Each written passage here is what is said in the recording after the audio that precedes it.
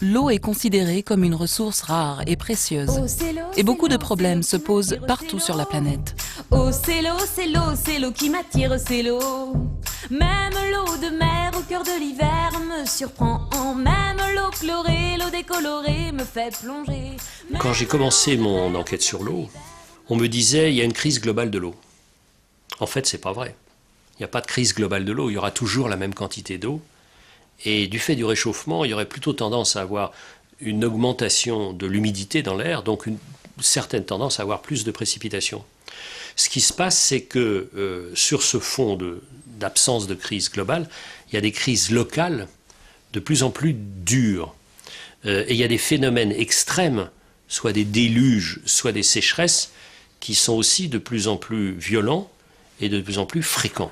La question qui se pose alors, c'est comment mobiliser et utiliser au mieux cette ressource. Oh, c'est l'eau qui m'attire, c'est l'eau. Oh, c'est l'eau. La grosse problématique, c'est effectivement la qualité de la ressource et la protection de cette ressource. On doit se préoccuper en permanence de la qualité de cette ressource et faire tous les efforts nécessaires pour que cette ressource ne soit pas polluée. C'est vrai que dans les temps anciens, on a toujours considéré souvent une seule source d'eau potable, la plus propre possible, si possible pour la population. Aujourd'hui, on considère que la ressource en eau, c'est toute l'eau qu'il y a sur le territoire. C'est pas seulement l'eau de la nappe qui est plutôt de très bonne qualité, mais ça va être aussi l'eau de l'ensemble des ruisseaux, ça va être l'eau de pluie qui tombe tous les jours. Ça va être toutes ces eaux en fait qui ne sont pas forcément maîtrisées complètement par des techniques, mais qui sont à notre disposition et qu'il faut qu'on utilise aussi pour notre ressource en eau de demain. Donc il faut qu'on fasse feu de tout bois. Et même ce qu'on considère comme du bricolage, il faut l'intégrer. Donc il faut qu'il y ait en même temps, il faut qu'il y ait de l'éolien, il faut qu'il y ait de l'hydrolien, il faut qu'il y ait de l'hydraulique, il faut qu'il y ait un peu tout, il faut qu'il y ait tous ces outils, il faut qu'il y ait du dessalement, il faut qu'il y ait un peu tout en même temps. Donc l'eau c'est possible, mais il n'y a pas une solution comme il y avait avec le pétrole pour l'énergie. Une fois protégée, mobilisée, éventuellement traitée pour être rendue potable, l'eau doit ensuite être distribuée. Oh, c'est l'eau qui m'attire, c'est l'eau. Oh, c'est l'eau. Le premier préalable dans la distribution de l'eau, c'est la continuité des services.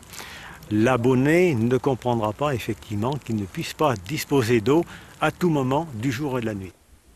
Tout au bout du réseau, il y a donc le robinet, et nous, à qui il paraît naturel de recevoir cette eau de qualité sans interruption. Et au cœur de notre appartement, dans notre évier ou notre baignoire, s'effectue une transition remarquable, une opération mystérieuse. En quelques centimètres de la sortie du robinet à la bonde du lavabo, l'eau va en effet changer totalement de statut. De ressource précieuse, elle va devenir une eau usée, un déchet et une menace potentielle. Il va falloir la gérer dans un nouveau grand système urbain, le système d'assainissement.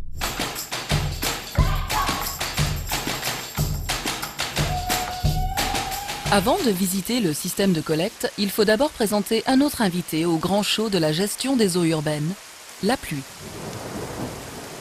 Lorsqu'il pleut sur la ville, ce n'est en effet pas uniquement les eaux usées qu'il faut gérer et évacuer, c'est aussi les eaux pluviales.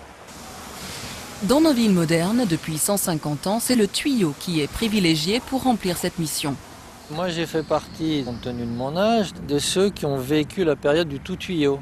Vous savez que l'ingénieur en réseau, il aimait mettre du tuyau, du petit, du gros. Mais du gros, plus était gros, plus c'était magnifique, quoi. Et on s'est bien rendu compte qu'il y avait deux problèmes, effectivement. L'eau d'un bassin versant, vous la rejetiez à l'extérieur et donc vous tuez un peu la vie de l'eau dans un bassin versant. Puis il y avait un deuxième problème encore plus grave, c'est que vous jetiez dans les rivières, dans des à-coups terribles après les orages, des pointes de pollution phénoménales. Le tout tuyau qu'on a pratiqué pendant des années, où on mettait tout ce qui tombait, à la fois les eaux usées, les eaux de pluie dans le même tuyau, est en train de finir sa vie et on arrive justement à séparer complètement les eaux usées des eaux de pluie et à trouver des solutions complètement différentes pour les eaux de pluie de celles qu'on a pu inventer dans les années 60-70. La gestion des eaux est en train d'évoluer. Cependant, le tuyau reste aujourd'hui indispensable au bon fonctionnement de la ville, notamment pour les eaux usées. Et au bout du tuyau, il y a la station d'épuration. Une usine d'épuration n'est pas une usine de production d'eau potable. Sa fonction est de récupérer les eaux polluées produites par la ville et de les traiter avant de les restituer au milieu naturel, la rivière, le lac ou la mer. Le cycle urbain de l'eau se termine donc par un retour au milieu naturel des eaux usées traitées et des eaux pluviales rejetées par la ville. Le système urbain de gestion de l'eau est extraordinairement performant. Oh c'est l'eau qui m'attire, oh c'est l'eau. Oh c'est l'eau qui Efficace et pas cher, ce système est-il donc parfait? Non, car tout ne fonctionne pas de manière aussi idyllique. Il y a des inondations, des rivières sont polluées, les réseaux de distribution et d'assainissement vieillissent très vite. Il est évident que du point de vue de la protection des citadins, ou plus généralement des personnes, on est très loin d'être dans une situation satisfaisante. Ceci est partiellement le produit des aménagements qui ont été réalisés, des infrastructures qui ont été construites, et donc en grande partie liées d'origine anthropique, c'est-à-dire liées aux activités humaines, même si à la base l'eau tombe du ciel. Les inondations urbaines ont des causes multiples. Souvent, la ville s'inonde elle-même. Trop petits, les tuyaux d'assainissement débordent. Les petits ruisseaux qui la traversent, corsetés entre des digues trop étroites, reviennent occuper leur lit majeur. Parfois, la ville subit la crue du grand fleuve. Dans tous les cas, l'homme est responsable du risque qu'il prend. Sa vulnérabilité provient de ses propres choix, de sa méconnaissance ou de l'oubli. Pour se protéger de certaines crues, une digue peut être efficace. Mais le jour où fatalement arrivera une crue plus importante, l'eau va passer de l'autre côté du mur. Comme il se sera passé de longues années depuis la dernière inondation, la vigilance aura disparu et des maisons, des activités se seront installées dans des lieux qui se nomment chemin des Mouilles ou impasse des Marais et que l'on croyait protégés par la digue. Les conséquences économiques et humaines pourront être terribles. Faut-il chercher ailleurs les responsabilités ? Pour continuer à vivre un endroit finalement qui est dangereux, il faut à la fois se souvenir et à la fois pouvoir oublier. Il ne suffit pas d'assonner des messages soit alarmistes au moment des catastrophes et montrer des dégâts. Il faut aussi permettre aux gens d'imaginer l'inondation sans imaginer le drame. Imaginer l'inondation tout en pensant aux bons gestes qu'ils vont avoir, tout en pensant à la façon dont leur activité peut vivre cette inondation sans pour autant être détruite. Tous les aspects environnementaux et humains doivent être pensés globalement pour prendre en compte l'eau dans un grand cycle ne séparant plus l'eau des villes et l'eau des champs. Un autre aspect tout aussi important est de changer le statut de l'eau dans la ville. Au-delà de l'eau technique, celle des tuyaux, qu'elle soit propre ou sale, il y a aussi, même en ville, l'eau naturelle, celle des ruisseaux et des rivières, mais aussi celle de la pluie, source et support de vie, de paysage et d'usage. Un réflexe un peu général qu'on doit avoir maintenant, c'est de se dire qu'on n'est pas là pour dominer en fait le phénomène naturel, mais d'abord pour le comprendre, et de voir comment on peut s'insérer dans ce phénomène naturel, ce qui n'exclut pas en fait la présence de l'homme, mais qui fait qu'on s'adaptera le mieux possible et on vivra le plus sereinement possible avec ce milieu, donc avec le pluvial. En fait, c'est un combat très complexe parce que montrer l'eau en ville, c'est le retour de la nature dans la ville, ou tout simplement laisser de la place à la nature dans la ville. Donc, et ça, c'est un changement culturel extrêmement important et on ne sait pas bien finalement comment concilier ville et nature. Il y a deux nouvelles conceptions au fond, à mon sens, il faut avoir vis-à-vis de ces questions. Premièrement, c'est avoir moins une pensée linéaire que circulaire, c'est-à-dire récupérer, sans arrêt récupérer. Et la deuxième chose, c'est il n'y a pas une recette, il faut tout faire avancer en même temps.